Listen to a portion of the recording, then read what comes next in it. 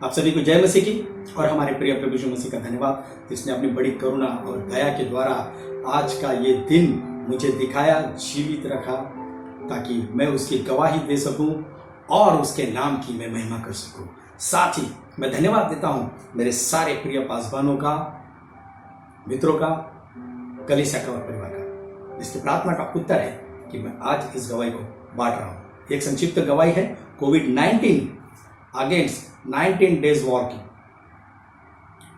भजन संहिता 34:19 में इस प्रकार से लिखा है कि धर्मी पर बहुत सी विपत्तियां पड़ती तो है, परंतु यहोवा उसको उन सब से मुक्त करता है। और 34:22 में इस प्रकार से लिखा है, 34:22 में यहोवा अपने दासों का प्राण मोल लेकर बचा लेता है, और जितने उसके शरणागत है उनमें से कोई भी दोषी नहीं ठहरेगा। आइए हम ऐसे ही एक धर्मी की, इसका नाम प्रेरित पौलुस है, प्रेरित की पुस्तक अध्याय 27 और 28 से कुछ घटनाओं को हम देखेंगे। यहां पर पहली घटना में प्रेरित पौलुस और बहुत सारे लोग एक जहाज के ऊपर है जो तूफान में फंसे हुए हैं, और वो वहां से बच निकलने का रास्ता ढूंढते हैं, लेकिन कोई सही दिशा उन्हें दिखाई नहीं देती। प्रेरित पौलुस की चेतावनी पर भी वहां का सूबेदार और जहाज का कप्तान कोई ध्यान नहीं देता, जैसे हम कभी कभी परमेश्वर की चेतावनी पर ध्यान नहीं देते। प्रेरित 27:20 में लिखा है कि जब बहुत दिनों तक न सूर्य न तारे दिखाई दिए और बड़ी आंधी चलती रही, तो अंत में हमारे बचने की सारी आशा जाती रही।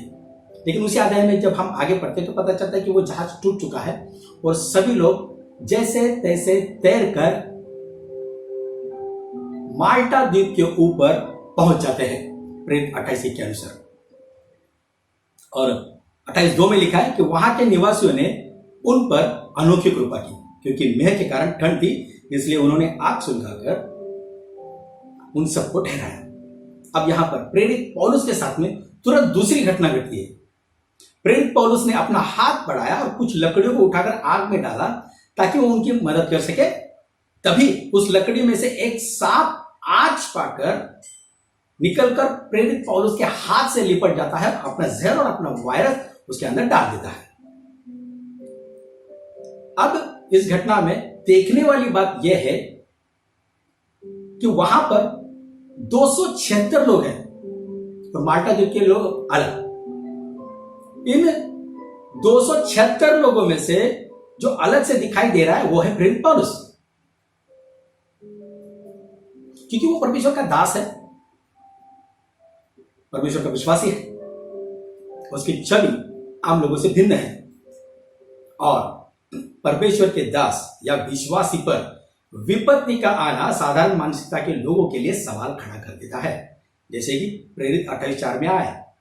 वहां के लोगों ने सोचा जरूर ये परमेश्वर का दास बहुत बड़ा अपराधी है, जरूर उसके जीवन जीने का तरीका गलत हो सकता है, या इसकी सेवकाई का तरीका गलत हो सकता है, तभी तो विपत्ति में विपत्ति इसके ऊपर आ पड़ी है। परमेश्वर विश्वासी हमें ये याद रहे, जब प्रभु के दास जिन विपत्ति से गुजरते हैं, ये उनके आत्मिक परख या उनके बुलाहट का एक हिस्सा हो सकता है, जिसे हायर कॉलिंग हायर प्राइस कहते हैं। तीसरी बात, जिनका जीवन प्रभु पर निर्भर है, उन्हें परमेश्वर उनकी हर परीक्षा में स्थिर रखना जानता है। प्रकाशित वाक्य 3:10 में लिखा है कि तूने मेरे धीरज के वचन को थामा है, इसलिए मैं भी तुझे परीक्षा के उस समय बचा रखूंगा जो पृथ्वी पर रहने वाले की परखने के लिए सारे संसार पर आने वाली है। और इस भविष्यवाणी के वचन के अनुसार सारे संसार के ऊपर विपत्ति आ चुकी है। चौथी और महत्वपूर्ण बात, जो दास जिस किसी विपत्ति में वो पड़ते हैं, वो उस विपत्ति का कारण नहीं ढूंढते, वो दास उस विपत्ति में परमेश्वर का प्रकाशन ढूंढते हैं कि प्रभु इस वक्त इस स्थिति में उनके साथ क्या करना चाहता है।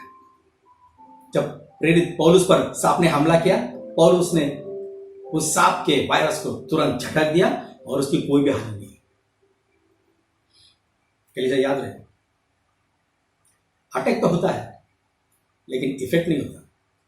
प्रभु यीशु मसीह ने लूका 10 और 19 में कहा, देखो मैंने तुम्हें सांप और बिच्छू को रोकने का और शत्रु के सारे सामर्थ्य के ऊपर अधिकार दिया है, और किसी वस्तु से तुम्हें कुछ हानि नहीं होगी।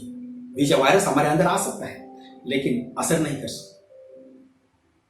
अगर आप प्रभु यीशु मसीह के ऊपर दृढ़ता से विश्वास करते हो तो, क्योंकि विश्वास करना थोड़ा कठिन है, क्योंकि माल्टा द्वीप पर कुछ लोग अभी भी इंतजार कर रहे थे कि अब सांप का वायरस जो पौलुस में डाला गया है वो किस प्रकार से काम करेगा। प्रेरित 28:6 में लिखा है, परंतु वे बार जोते थे कि वह सूझ जाएगा या एकाएक के मर जाएगा, गिरकर मर जाएगा। परंतु जब वे बहुत देर तक देखते रहे तब देखने वाले के विचार बदलने लगे।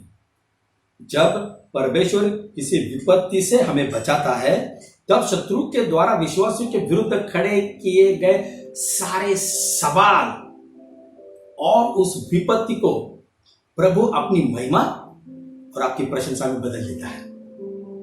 आगे लिखा है, और देखा कि उसका कुछ भी नहीं बिगड़ा तो और ही विचार कर कहा, ये तो कोई देवता है, ये परमेश्वर का अभिषिक्त, ये परमेश्वर का दास है। लोगों का पौलुस के प्रति नकारात्मक रीति से देखने का विचार परमेश्वर ने उसकी प्रशंसा में बदल दिया। परमेश्वर समय के साथ सोच और विचारों को शुद्ध करता है और हमारी गवाही बनाता है। पौलुस का इसलिए कुछ भी नहीं बिगड़ा क्योंकि प्रेरित 27 और 23-24 के अनुसार परमेश्वर ने उससे कहा था कि हे पौलुस मत डर, तुझे कैसर के सामने खड़ा रहना आवश्यक है। और देख, परमेश्वर ने सबको जो तेरे साथ यात्रा करते हैं तुझे दिया है। उससे पहले कोई भी विपत्ति तेरी सेवकाई की दौड़ को खत्म नहीं कर सकती, क्योंकि तेरी सेवा अभी बाकी है। Praise the Lord. जब मैं कोविड की विपत्ति में पड़ा तब परमेश्वर ने मुझसे कहा, मत डर, यहां वहां मत दे, आगे दे, क्योंकि तेरी सेवा और तेरी दौड़ अभी बाकी है। तुझे वेदी पर फिर से जाना आवश्यक है, क्योंकि तेरी गवाहियां कलीसिया में देना अभी बाकी है। तेरी गवाहियों के द्वारा सुसमाचार का प्रचार करना अभी बाकी है।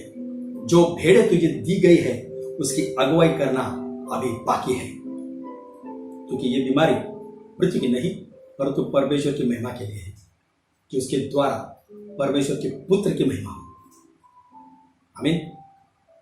पौलुस पर पड़ी उन सारी विपत्तियों में परमेश्वर ने माल्टा द्वीप के ऊपर उसका अद्भुत रीति से इस्तेमाल किया। प्रेरित पौलुस को न तूफान डरा सका, न जहाज डूबा सका, ना वो सांप का वायरस उसे मार सका, क्योंकि उसकी सेवा अभी बाकी थी।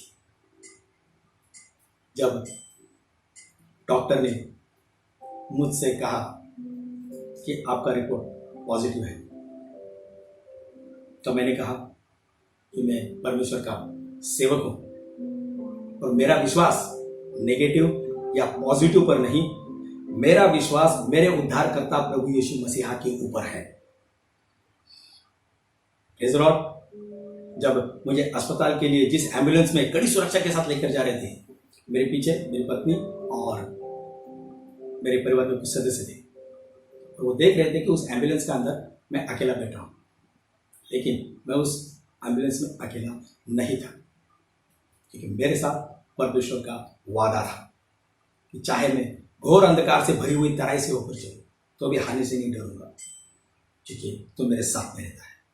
मैं उस एम्बुलेंस में बैठकर स्तुति कर रहा था। मृत्यु के अंधकार से जो मैं जा रहा था, प्रभु यीशु करुणा से, कोरोना से नहीं, प्रभु यीशु करुणा से तसल्ली मुझे मिली है। जब मुझे जहां पहुंचाया गया वो अंधकार का स्थान था, मैं नहीं जानता था कि मेरे साथ में क्या हो रहा है, लेकिन आईसीयू में मुझे जो कमरा दिया गया मैंने देखा वहां सब लोगों के ऊपर तो अंधकार छाया हुआ था, परंतु मेरे ऊपर यहोवा का तेज प्रकट हुआ था। अस्पताल में पहुंचते ही मुझ पर मेरा कोई भी नियंत्रण नहीं था, लेकिन आईसीयू में पवित्र आत्मा मुझसे वहां के लोगों के लिए प्रार्थना करवाने लगा, वचन की घोषणा करवाने लगा, पवित्र शास्त्र को पढ़वाने लगा। ये सब मेरे लिए किसी दर्शन से कम नहीं था, क्योंकि शरीर तो निर्बल था लेकिन आत्मा में उत्साह था। जो वहां का स्टाफ देख रहा था, तब एस्तर 4:14b का एक वचन मेरे कान में गूंजा, क्या जाने तुझे ऐसे ही कठिन समय के लिए चुना गया। दूसरी बात, यह अनुभव मेरे लिए ऐसा भी था जैसे परमेश्वर ने पौलुस को माल्टा द्वीप पर बुखार में पड़े और बीमार लोगों को प्रार्थना करने के लिए वहां पर लेकर गया। वैसे ही प्रभु मुझसे वहां के बीमार लोगों के लिए प्रार्थना करवा रहा था। अस्पताल में हर दिन पवित्र आत्मा ने मुझे घेरे रखा और 7वें दिन जैसे ही डॉक्टर मेरे पास आए और उन्होंने कहा कि आपका डिस्चार्ज हो रहा है और आपको क्वारंटाइन के लिए दूसरी जगह भेजा जा रहा है। पहली बात, 7वें दिन डिस्चार्ज, ये मेरे सोच के बाहर था, क्योंकि ये प्रभु यीशु मसीह का एक बड़ा चमत्कार मेरे जीवन में था। दूसरी बात, क्वारंटाइन के लिए दूसरी जगह भेजा जाना, ये ऐसा अनुभव था मानो आपको आगे की दूसरे मिशन यात्रा या सेवकाई के लिए रवाना किया जा रहा हो।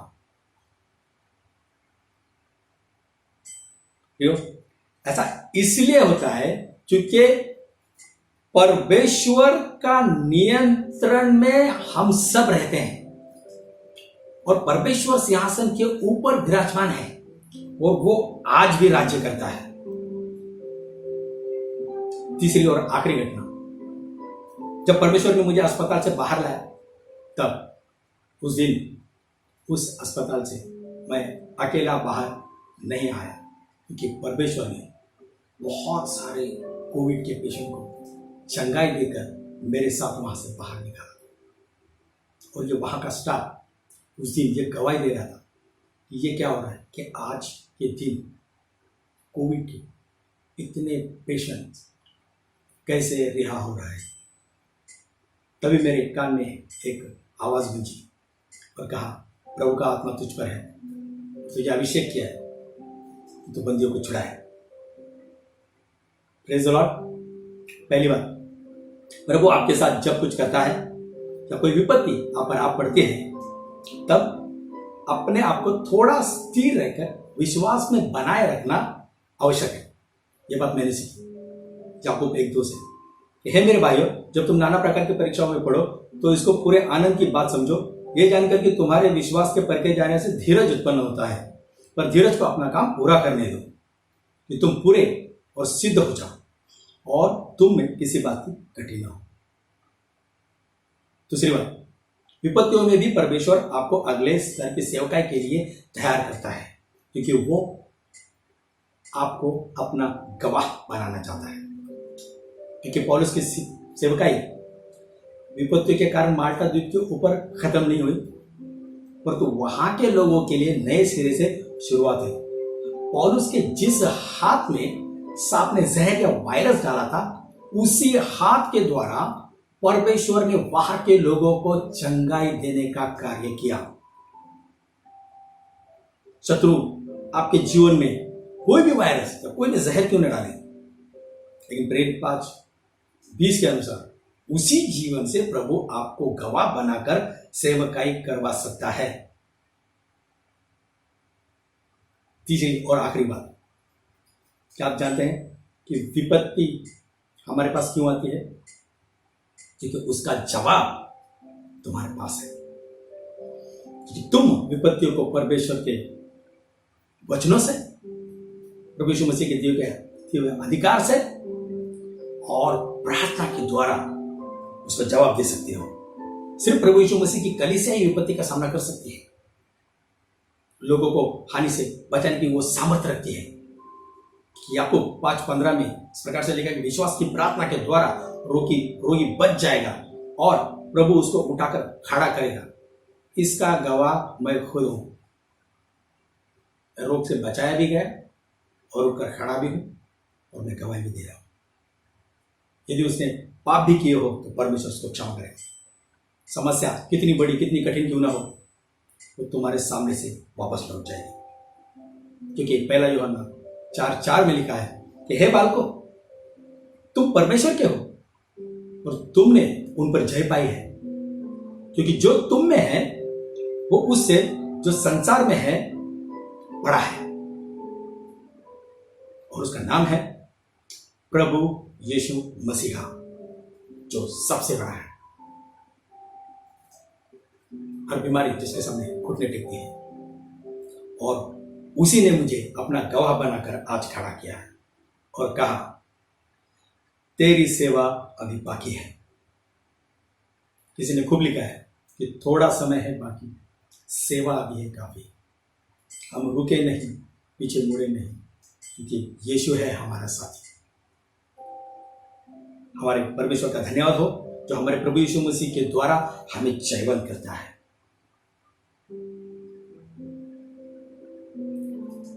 मैं इस गवाही का सारा आदर, सारी महिमा मैं हमारे प्रिय प्रभु यीशु मसीह को देता हूं,